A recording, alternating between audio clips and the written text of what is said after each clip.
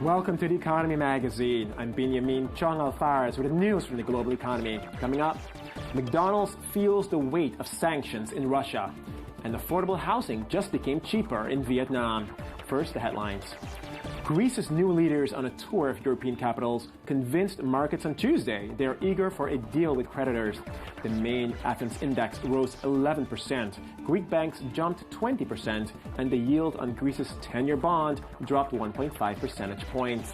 Italian Prime Minister Matteo Renzi said he believes Greece will be able to strike a deal with its EU partners. Greek Finance Minister Yanis Varoufakis proposed to European officials that Athens raise 10 billion euros through short-term treasury bills to tide the country over while a new bailout is agreed. But the European Central Bank refused to raise the ceiling on T-bill issuance as requested by Athens. And without T-bill financing, Athens will exit its bailout without access to emergency funding for the first time since the Greek bailout began in May 2010. We all have to read the result of the Greek elections as a message of hope that comes from an entire region, which I and Alexis belong to, that is demanding more attention and interest in those who have suffered from the crisis. The U.S. House of Representatives on Tuesday approved a measure to repeal and eventually replace Obamacare. Lawmakers voted 239 to 186 to eliminate the Affordable Care Act that has extended health coverage to millions of Americans since 2010.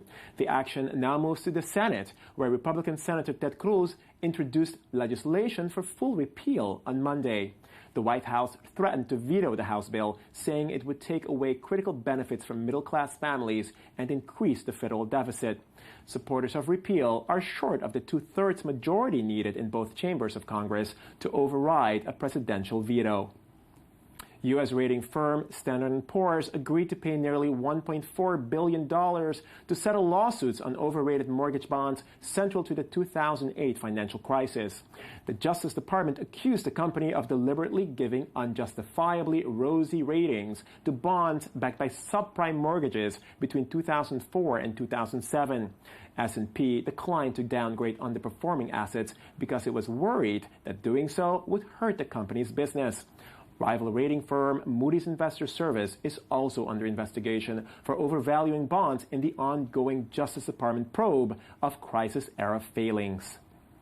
Our suit alleged that from at least 2004 until 2007, S&P engaged in a scheme to defraud investors by knowingly issuing inflated credit ratings for CDOs that misrepresented their creditworthiness and understated their risks, ultimately causing investors, including many federally insured financial institutions, to lose billions of dollars.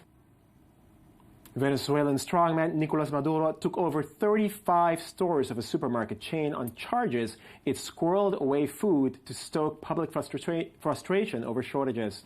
Shortages have led to huge queues outside shops, with systems being established to regulate the sale of products by personal ID only and on set days. Maduro said the greedy business elite is hoarding goods and engineering long queues by closing checkout counters in a bid to sabotage his socialist rule. Government opponents warned the crackdown would merely exacerbate shortages in the recession-hit country. It is not the same as before, when if you needed a product, you would go and buy it. Now we have to hunt, like people before had to go out and hunt. Now we have to hunt for professional products. McDonald's is the world's biggest fast food chain, but that hasn't stopped its Russian locations from feeling the effects of sanctions, oil price drops, and crisis. As McDonald's slows expansion, i24 News reporter Daniel Roth explores what's next. McDonald's has been operating in Russia for 25 years, but this year it's facing hard times. Russia's ruble is in crisis in the wake of oil prices declining globally and Western sanctions over the situation in Ukraine. Last year, Russian inspectors temporarily closed 12 McDonald's locations, which was seen as retaliation for those sanctions. Sales took a hit that those locations have yet to recover from. Russians have less to spend, and it is having an impact on international brands like the fast food giant. The company is still planning expansion in Russia this year, but it will be opening 1/3 less restaurants in 2015 than it did in 2014, according to the Reuters report. Last year, we opened 73 new restaurants in Russia, including ones in new regions where we have never worked before. This year, we are planning to open at least 50 new restaurants in Russia. Mostly they will be located in towns where we work already. The ruble has dropped more than 40% since the beginning of last year, and inflation is high. Because of this, sales growth at already existing locations may fall to zero, so the company will be looking to new locations to make any profit. We will have to put up the fact to the customers that it will be different, that the purchasing power will be different. Maybe the cost will be higher, but this is usual practice of conducting business in many countries, so I think we will be fine with this part this year as well. Globally, McDonald's has more than 36,000 locations, and this year, openings will drop to 1,000 from 1,300 last year. With massive living wage protests by fast food workers across the United States and ever-growing competition, McDonald's president and CEO Donald Thompson was replaced last week, citing continued quarterly slumps in sales and earnings.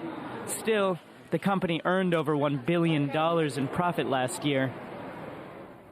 With us in the studio to discuss McDonald's falling arches in Russia is ITV News reporter Daniel Roth. Daniel, thanks for joining us. How's it going? Good. So are we to understand that a Happy Meal is a luxury meal in Russia based on the fact that the economy is doing so poorly? Yeah, a little bit, yeah. Russia obviously will McDonald's will ebb and flow as Russia's economy ebbs and flows. That's how it works. But yeah, in some countries, Russia now included, McDonald's is a luxury meal. It's the complete opposite of the United States. Right. One of the interesting things about McDonald's, though, is they've said that they're going through a slowing of expansion. Right. Which begs the question, why, during the Super Bowl, did they announce that they're going for the next couple of weeks to be allowing certain customers to pay by doing nice things, essentially, by raising the roof, by calling their mom, by hugging the person next to them, literally paying by doing nice things. Right. It's a nice thought, but you have to beg the question. McDonald's here is talking about how its expansion is slowing in a country like Russia. Right. It's talking about important points. In the U.S., there's been these rolling strikes across the country. Fast food, Fight for 15, fast food workers striking to get better wages. Right. I was just going to say, if they want to be do something nice, hug washing, as they call it, is probably not as important as raising the wages for their workers. Right. No? And that's exactly, we can call this hug washing. Absolutely. It's really questionable how they can, on one hand, say we don't have enough profit. Mind you, it's $1 billion profit last year. We don't have enough profit out of that billion to pay you a livable wage as you're asking for, but we do have enough to give people free meals, essentially. It's right. a very, very questionable act. Enough is a questionable word anyways, because how much is enough, right? Absolutely. And it's, it's totally, it begs a big question. One of the big successes so far that the strikes have had is bringing the conversation about minimum wage, right. something that fast food workers deal with across the board. They've brought that conversation to a national level. So that is one big success. At the same time, you see moves like this, McDonald's hug-washing moves, and you have to wonder how long is it going to take for this kind of for this scene to even out. To be honest with you, especially looking at everything, the scenes happening behind you here, it looks to me like it's a way of sort of moving away from all the bad news that they had with the strikes to the feel-good news. Like, hey, we're having a fun time, yeah. Is that what it is? It's absolutely it's smart PR. Almost, but it's thin enough that it's so easily, if you're paying any attention, you can really just see right through it. It's to what it really is, and it's PR at the end of the day. All this talk about McDonald's is giving you a stomach ache. So we're going to end here. We're going to move on to the next report, and you're going to stay with us. Absolutely. Affordable housing is an issue that concerns a growing number of people worldwide in the wake of the Great Recession. But in remote and low-income areas, quality housing is even harder to come by. In Vietnam, an award-winning architecture firm is working on inexpensive, safe, and cool housing that could take the world by storm. More in this report. The nearest road is a 10-minute motorbike ride away. The neighbours live in simple bamboo structures. Vo Van Dung lives here alone, growing papaya and limes. So far, so normal. But what makes this special is his house. This is a prototype, but one that has transformed his living conditions. The new house is safer. I'm not afraid that it will collapse or have a leak. There was water coming down from the roof in my old house. Sometimes, when there was a strong wind, I was afraid the house wouldn't survive. It was built a few months ago by an award-winning Vietnamese architecture firm. Their goal is to provide low-cost housing for the people who need it most and say the home can survive earthquakes, floods and typhoons. It is also surprisingly cool. We tried to design this house with the best ventilation system, with spaces by the roof and windows for better airflow. This model takes 5 men only 3 hours to construct. The materials cost $4,000, but they're trying to make it as cheap as possible. And the ultimate aim is to make a house that is flat-packed and can be built almost anywhere by anyone. Steel structure has a good advantage for the light weight. So our goal is the owner can construct by themselves. The practice is developing the houses for free as they try to come up with a solution to providing low-cost dwellings for millions of people who live in disaster-prone areas. The founder says all architects have a duty to help the poor. I think one of the important tasks of architects is to work on projects for low-income earners. They have the rights to live in areas with utilities and comfort too. The aim is not just to build strong, cheap houses that can withstand whatever nature can throw at them, but one that fits in with the surrounding countryside too.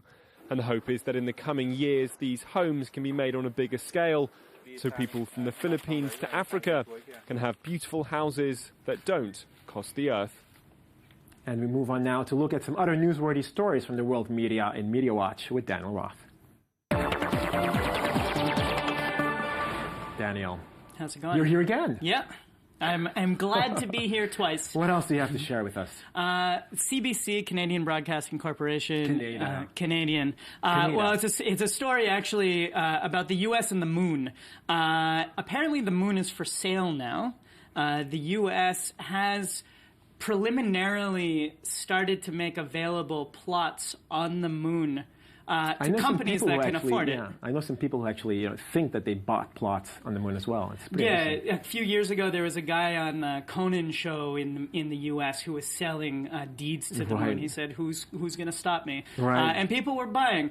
This, though, is the U.S. government. They're selling to, for example, this company Bigelow Aerospace, which is working on inflatable habitat, so you can essentially sort of set up a living space on the moon.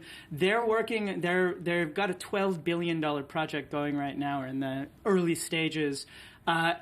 It's a very frightening precedent. It's very frightening. It is very frightening. Do you want to go to the moon and actually go investigate it yourself, maybe? I would love to. I am ready to go if anyone out there... It's truly curious because the United Nations Outer Space Treaty specifically states that celestial bodies, objects, cannot be bought or owned by any country. Right. So this is going to go through some legal battles. International law has it's actually interstellar law in this case, and it's supposed to take precedence. We're going to have to see actually how it plays out. What Bigelow Aerospace is hoping is that at minimum they're purchasing this moon will make it so no one else can sort of land on top of them and take what they've got. No pun intended. Yeah, absolutely. We got another story from The Verge. This is a tragic story, actually. Studies in Greece, they found that suicide rates do indeed go way up when austerity measures are implemented. So we see this early on in the crisis, 13% jump in male suicide rates in Greece.